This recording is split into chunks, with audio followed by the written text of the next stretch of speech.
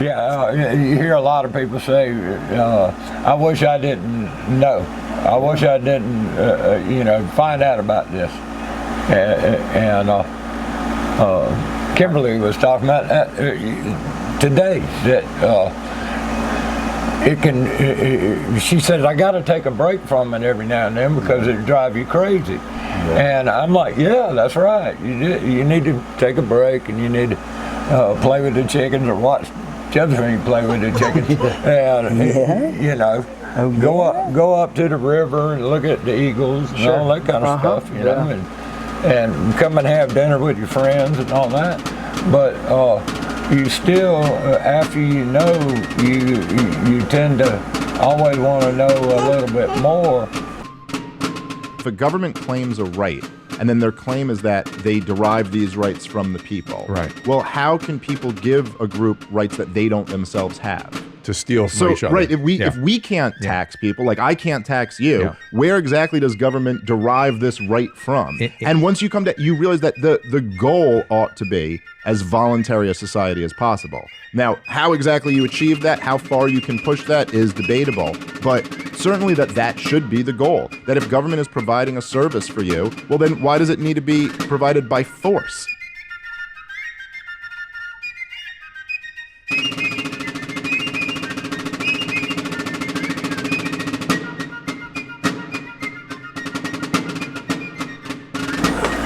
I'm all self-conscious now because you said I was fat. Now I got to make sure I'm sucking my gut. Matt Hudson joins us again. He's getting ready to ship out and go to Missouri and Minnesota. Minnesota. Minnesota. Michigan. Michigan. I don't know. One of those M states. Can't get it right. Can't get it straight. Well, it's kind of a sad thing and a happy thing at the same time. Like I told you the other day, I'll miss you, but we had a 5-year plan.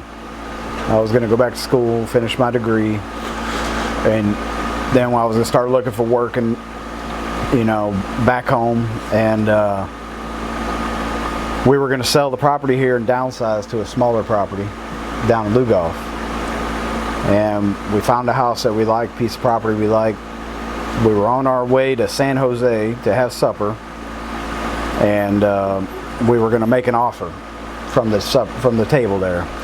And I got a phone call. We were halfway there. I got a phone call from my mom, and found out my dad is terminally ill and is given a little time left. So home. It was really easy. We just looked at each other, so we should just go now. Let's just go. We're gonna go move in with mom and dad and help dad and help my mom. Sometimes life takes priority over plans. Yeah. And with a new baby and all, go be near cousins and uncles and aunts and grandma and grandpa, and while he's still here. And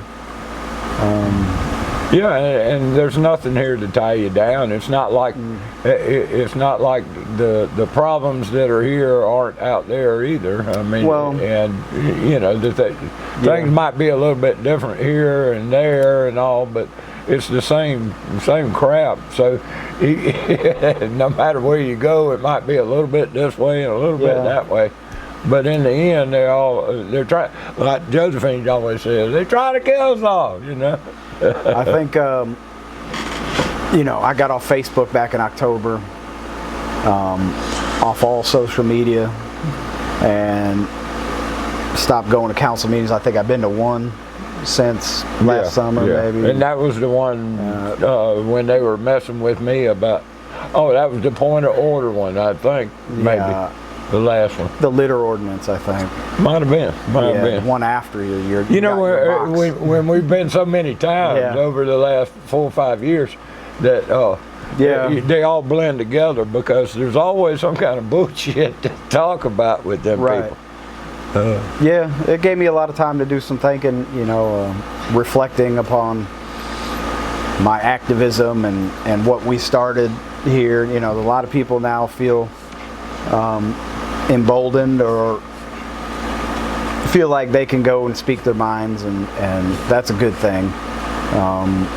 I've also thought about the people we're fighting against, even though we weren't really fighting. We just have a disagreement on philosophies, and you know, I really think all those people in the county council, I truly believe they feel like they're doing what they feel is right. And I don't think it's coming from a place of evil or trickery or trying to get over. You know, to a minuscule extent, I think that they like to do their little deals and that kind of thing. I think that's how they feel like they're playing the game. Yeah. Like, this is how we got to get things done. And, you know, that's... They have a philosophy of government that fixes everything. Versus what we talk about is that you can't use... Government is the problem. You can't use force. And the initiation of force, other than defense, here's is a good wrong. Example. We were watching the last council meeting, I think, and Katie was bringing up, might have been the one before this, opioid coalition, right? Yeah. And I was laughing, but also crying a little bit. Say it like, these people think government is the answer to a problem that government created in the first place. Yeah. And that goes to the opening of your show, where you say government creates the solutions to problems that the government created so it can keep itself in business. Yeah. You know, but none of them people up there had anything to do with the opioid, the pharmaceutical companies bringing drugs through the VA system and veterans getting people hooked on. But government certainly isn't the answer to that problem. It's a people problem. It's if we they often really come back to that. We often point to the moral corruption of society. Yeah, like the litter. You know, the litter metaphor. Litter really is a metaphor for where we are as a people. Yeah, I think you brought up that point, and somebody else brought up that Tom point. Webb. Tom Webb brought up that it's really just a symptom of where we are as a society, and it's sad. And a lot of people make the commentary of how they went over to this country or that country and how clean it is. Yeah. And Tucker Carlson said it about Moscow. Russia, yeah. You know, the subways are just pristine and all this kind of stuff like this, you know. And it does come down to culture. I don't think that's beating the people into submission. No. Like South Korea, I was there. South Korea is spotless on the main roads. If you get off the main roads where the real people live, it's filthy. Yeah, a little bit different. And I wouldn't imagine Russia's the same way. Where the cameras are going to be, that's the cleanest. Yeah, to some extent, that's the way Colombia is. That's the way all these cities are. Yeah, I mean the Capitol grounds are immaculate. Or just like right before the Carolina Cup, you know, they went out and bridge gets fixed, grass gets mowed, trash is picked up. Yeah, and all the bridges getting swept off and everything, and between the interstate and horse racing, everything's cleaned up. Yeah. But you know, they passed the litter ordinance, and it's not, you know, whatever, man. It's not going to do anything to change anything. No. And no.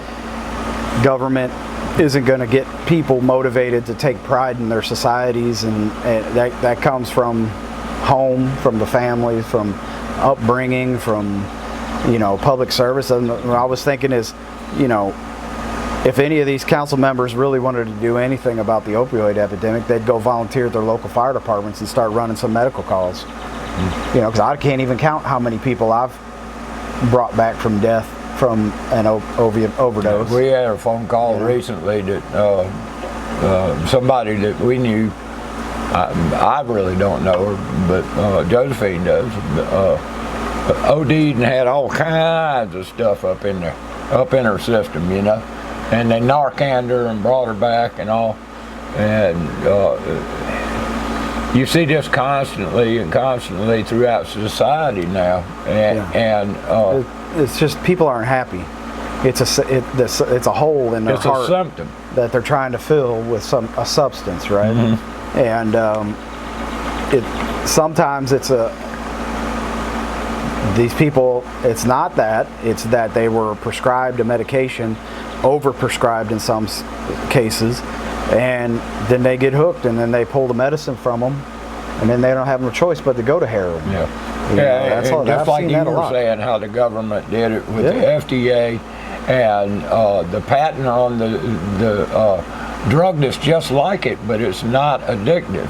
And they held that patent, not the government, but the makers of the opioids. Yeah. And they went with the addictive anyway, and the FDA didn't call them out on it or anything. Well, So you look at who the owns government the patents. the government is in bed with the corporation.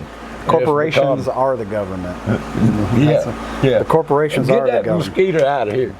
Y'all in South Carolina, y'all know that this is the time of the year when the mosquitoes just start to come out like crazy.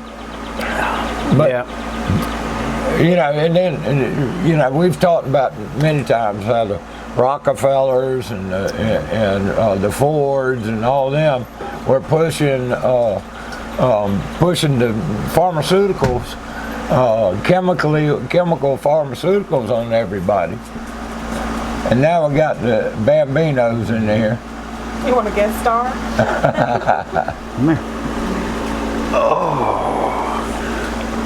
The beautiful Emmeline.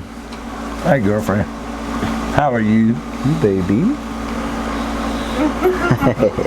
Hi, baby. But we keep talking about like the Council on Foreign Relations and the Trilateral Commission and the United Nations and the WHO has, and I call it the owners of the plantation of Slavelandia. Yeah. The Black Rocks, the Vanguards, the State Streets, and this combination of the state and corporate as corporate raiders, if you will. They've made us into commodities of the corporation. We always have been, from the royal families, the Vatican, and the royal families, and we've always been subjects, right? We've always been vassals, and it didn't change when they came over to the New World. It was just more land for them to control, and when you fight back against them, when you push back against them, you get slapped down hard. Yeah. Even the people, if it's people who think they're doing the right thing, they truly believe they're doing the right thing, and their heart is in the right place, and they really believe they're doing. When you say, "Man, you're not doing what you're supposed to be doing as an American," like this is not what liberty is, they'll do everything in their power to try to take you out. Yeah. Because it disrupts their wavelength that they're working on, and they can't handle it. Their reliance on the system, they're obedient, and I think everybody is somewhat guilty of it because of, and we go back again to public education. That I always come back to that. Public education has dumbed us down to the point and made us obedient little slaves. Yeah.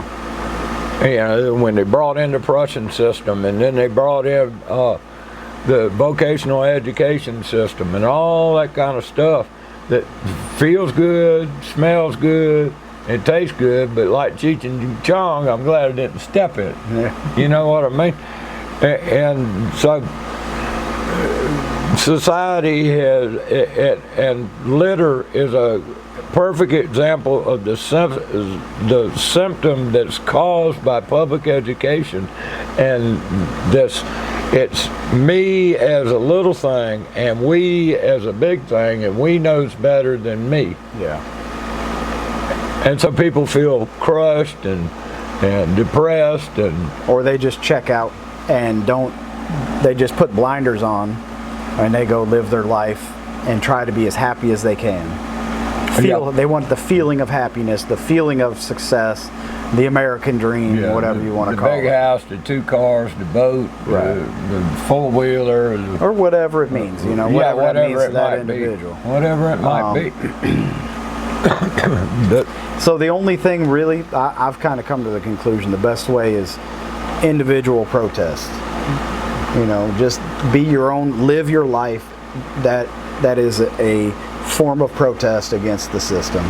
You know, when it comes as to much outside the system as you can. Right, be as much outside as you can. That's right, and that's every individual has a different threshold. Mm-hmm. You know.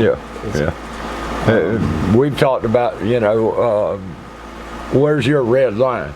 Right. Where is it you've had enough is enough, and when are you going to step up and do something? Yeah. And those kind of things, getting out of the system as much as possible is one way that you can starve the beast, if you will. Yes. And give them non-compliance. You're putting your nose up to them. You're saying, I don't like the smell of this.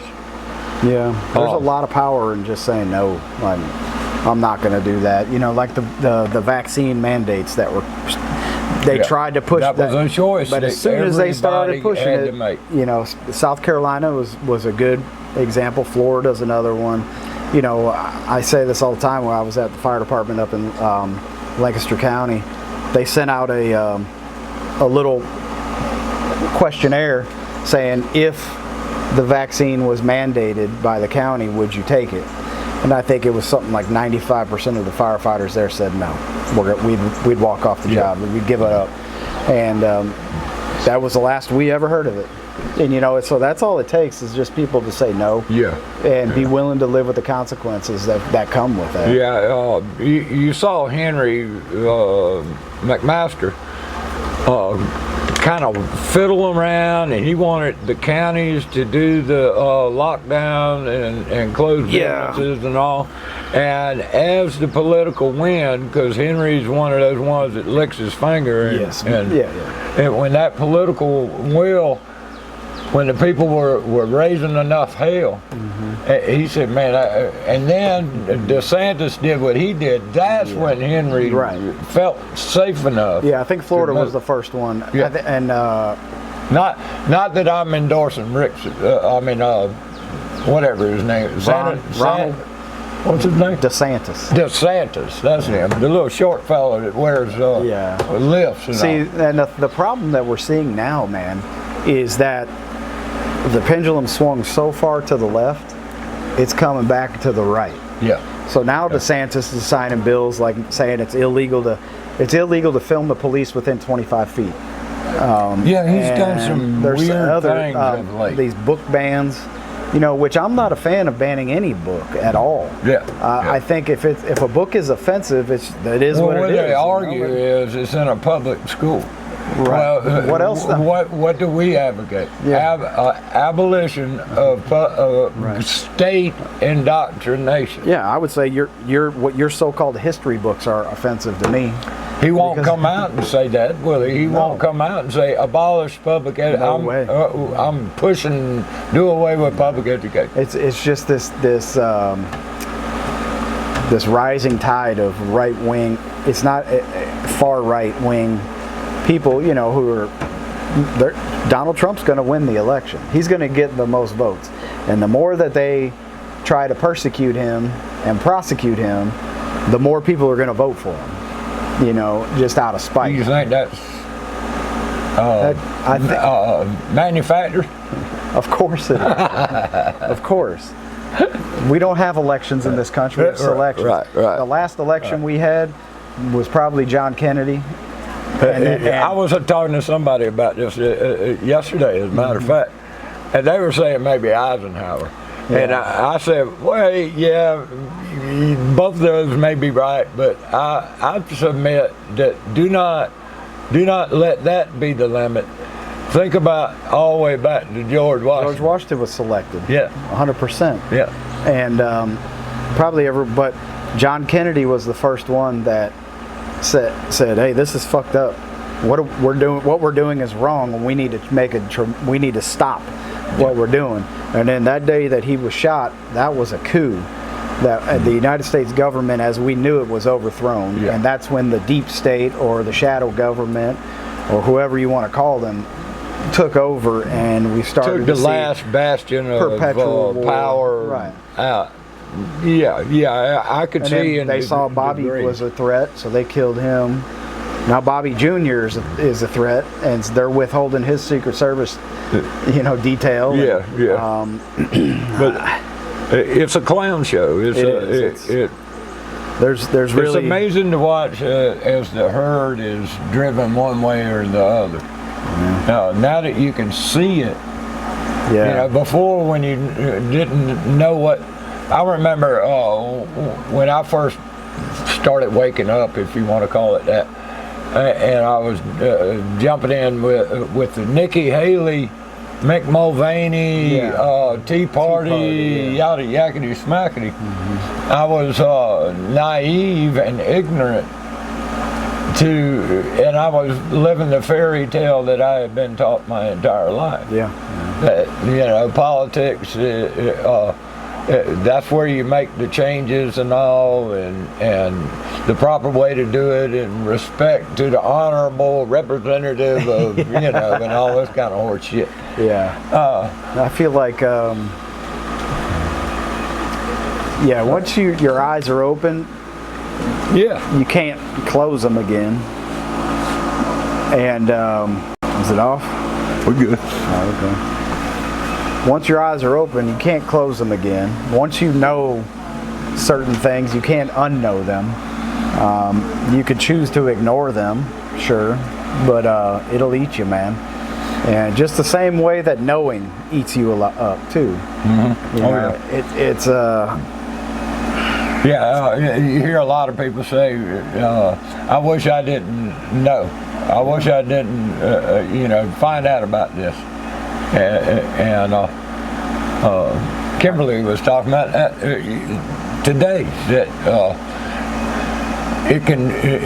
she says, I got to take a break from it every now and then because it drives you crazy. Yeah. And I'm like, yeah, that's right. You need to take a break, and you need to play with the chickens or watch children play with the chickens.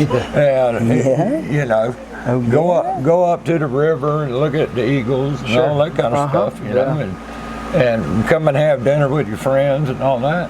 But you still, after you tend to always want to know a little bit more, and it can drive you crazy, just like this guy in front of the Trump trial who lit himself on fire. It's horrible, man. But you can kind of understand it. Somebody was asking me about it, and I said, look, a lot of what he's saying is actual truth. That's what I've found. Yeah. That's what you've found. A lot of about the corporation and the plantation, if you will, and the Rockefellers and the whole 9 yards. And I was saying that sometimes you feel like you're yelling into a tornado and nobody can hear you. Right, and then you sprinkle in a little mental illness into that, and then you got people lighting themselves on fire. Yeah, that's kind of like what she was saying, it drives you crazy. Well, he'd been at it as long as me, 15 years or so, and been an activist and telling the story and seeing, but I guess he got the idea from Aaron Bouchard, who did that, burn himself up for Palestine. Yeah. And now you see me talking about him, and you talk about Max. So there is some sort of effect to it. I'm going to tell you right now, it ain't my cup of tea. No. And I'm going to tell y'all right now, I have no suicidal tendencies like the Boeing guy, Yeah, it seems like that don't matter anymore. But I see that, to me, it's a desperate man making a desperate measure, and he was probably a little mentally ill to begin with, and it's just all around sad. Yeah. Yeah. But you look at how many people that's going to affect. I liken it to a ripple in the matrix. Yeah. So whatever effect that's going to have, we don't have any idea, because the ripples in the pond hit all the pond, and a lot of the pond you don't see. Yeah. So good, bad, or indifferent. Right. And I see this on the other side being used as, and the police came out with a little thing right after that and all, and talked about the pamphlets that he was throwing out, or were propaganda and conspiracy theorist rants or whatever. Yeah. So what this does ultimately is gonna make us all look like we're mentally ill. It could. And, it could. And it's gonna bring people who were on the fence who would have listened. They're gonna be like, well, I'm not one of those crazy people that's gonna light themselves on fire, so I don't want to be around these type of people. Yeah, there's going to be some of that, and then there's going to be other people that say, you know what, he's right. I wouldn't have burnt myself up, but I can understand what he's trying to, what he was trying to do. Understand his motivation. Well, let's but, you know, for me, this brought out like a mean-spirited nature in me. You know, where I was like, I was mad. Why don't you see what you're participating in? Mm. Why aren't you seeing this? And I chose some tactics that were, you know, mean-spirited, I would say, and uncharacteristic. No, we had talked about that before. Yeah. That you were approaching it in righteous anger, but anger nonetheless. Right. And you know, that then I really had to. You know what did it for me was I made a mean comment on Facebook about a sheriff's department employee.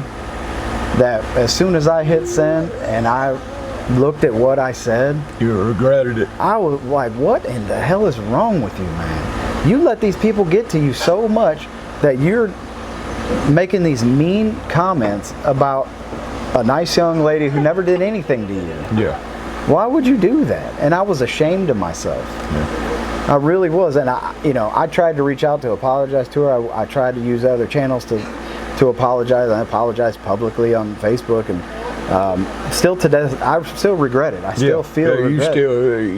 Otherwise you wouldn't have brought it up. Yeah. And I was talking to a guy today that was on a video and said something about shame on you, county council or whatever. Mm-hmm. And he said, did it come through that I was angry and all? I said, yes, but it was righteous anger. Yeah. And righteous anger is a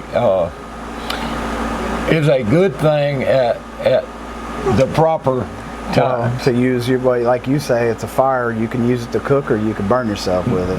Yeah. You know, you have to be careful with how much of yourself you're willing to give to these people that you disagree with, and that's really what it is that I gave too much. I went too far. I said I let my emotions get the best of me sometimes, and that's uncharacteristic of me, and it wasn't the right tactic to use. Maybe with, let's say, like with Julian Burns, that tactic, you know, could have worked because he has a big ego and all that. But there are other people that it hurts the message. Yeah. You know, much like this guy lighting himself on fire. It hurts the message ultimately. For some people, like you said, they might be like, damn, that guy believed this enough to light himself on fire. Maybe there's something to what he's saying. Other people are going to say, that guy's just flat out batshit crazy, and I don't want to have anything to do with anything, whatever he's talking about. Yeah. And I think what you said, he was a self-proclaimed anarcho-communist. Yeah, an anarcho-communist. Which you and I agree, those two terms, anarchism and communism, are kind of, to us, they're diametrically opposed. Yeah, right. Yeah. But to other people, they feel like they can be a communist, live in a communal lifestyle without government telling them they have to be a communist. Yeah. Right. Yeah. Which I guess that makes sense. Without a state, a socialist state. Right. Yeah.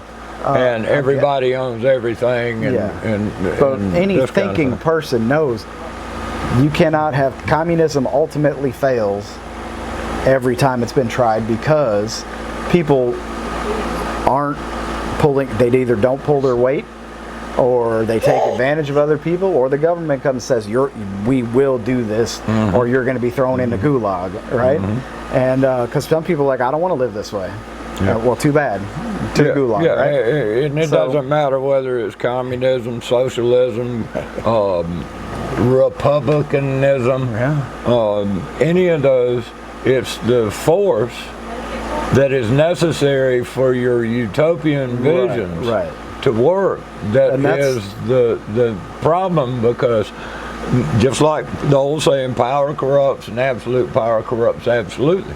So you vest this power in this fictional being called the state, no matter how you get to it, and then the state inherently, genetically, will break every chain that you put on the damn thing. It has to, because it's. I mean, I heard Tucker Carlson was on Joe Rogan's podcast saying that there's 12 million public government employees and contractors. 12 million. We have 300 something documented people in this country, right? 325 million documented people in this country. Yeah, something like that. Yeah. And out of that, 12 million of them work for the government in some way, shape, or form. Federal government. Yeah. We're not even talking about the state government. With their contractors.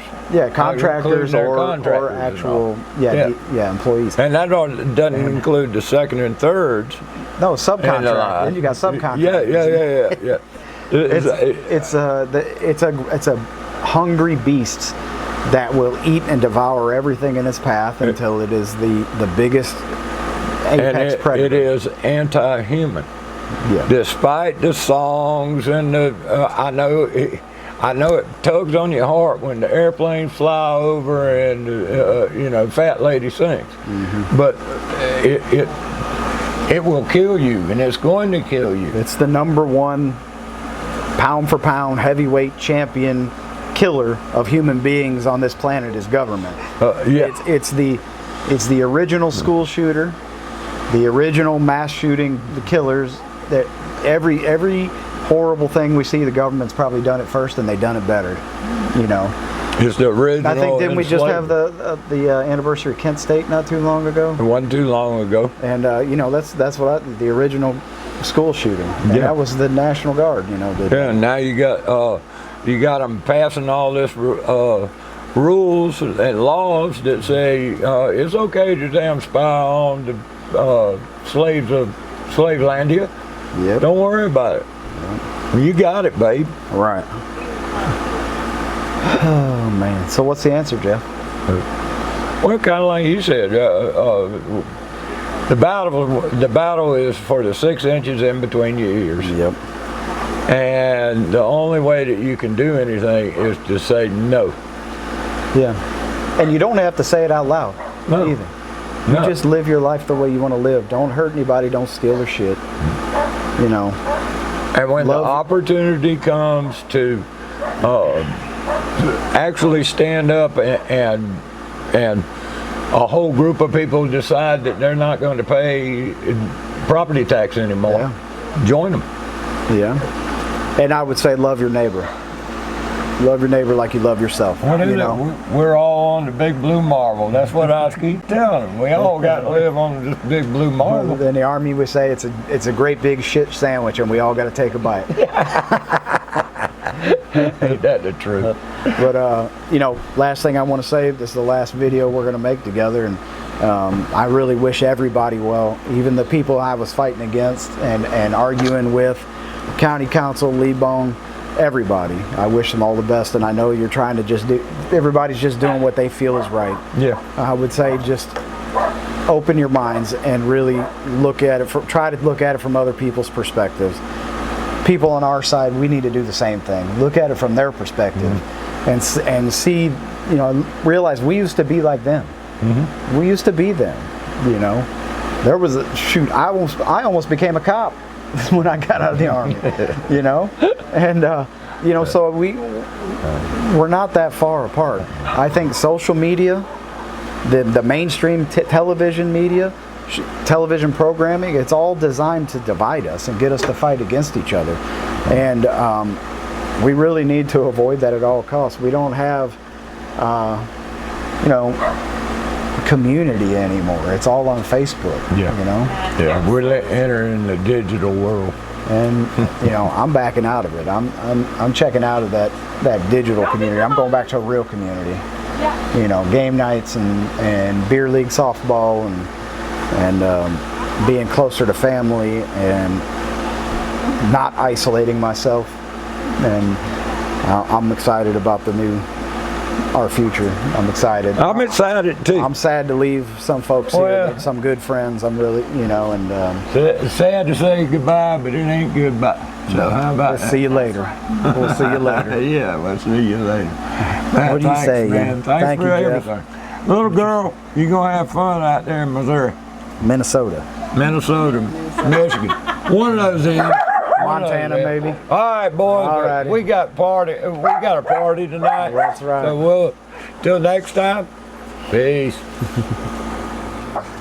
When the order is given to censor your mind, as free speech is forbidden, as martyrs for peace from the world will be driven away by the sound